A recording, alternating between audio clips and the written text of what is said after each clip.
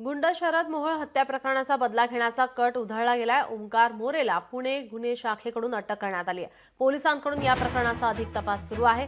गुंड शरद मोहोळ यांच्या खुनाचा बदला घेण्यासाठी कट रचणाऱ्या आरोपीला पुणे पोलिसांच्या गुन्हे शाखेने अटक केली आहे। ओंकार सचिन मोरे असं अटक करण्यात आलेल्या आरोपीचं नाव आहे। तो याआधी दाखल असलेल्या गुन्ह्यात फरार होता। अटकेवेळी त्याच्याकडून एक पिस्तूलही जप्त करण्यात आली आहे। दरम्यान शरद मोहोळच्या खुनाचा बदला घेण्यासाठी कट रचल्याप्रकरणी याआधी शरद मालपोटे आणि संदेश कडू यांना पोलिसांनी अटक केली होती। आपले प्रतिनिधी अमोल धर्माधिकारी आपल्यासोबत जोडलेले आहेत। अमोल, या प्रकरणातील आता हा तिसरा अटक केलेला आरोपी आहे। ओंकार मोरेला पुणे गुन्हे शाखेकडून अटक करण्यात आली आहे।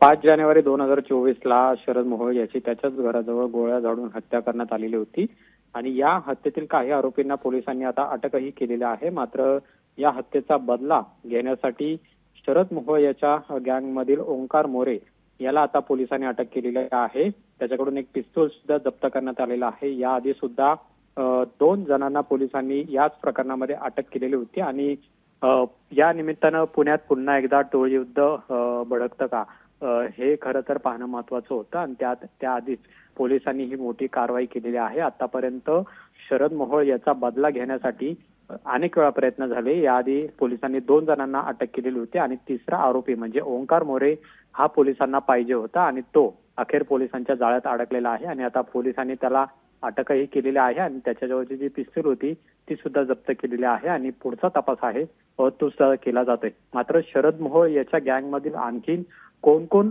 सक्रिय आहेत याचा सुद्धा तपास आहे तो सध्या पोलिसांकडून केला जातोय, कारण की आगामी काळात सुद्धा अशा पद्धतीच्या गँगवॉरच्या घटना घडू नये यासाठी पोलिसांनी ही सतर्कता बाळगलेली आहे आणि ज्याच्यामध्ये ओंकार मोरे याला आता अटक केल्यानंतर यामध्ये आणखीन कोणी सहभागी आहे का याचा सुद्धा तपास पोलिसांकडून केला जातोय। जी, धन्यवाद अमोल, आपण दिलेल्या सविस्तर माहितीसाठी।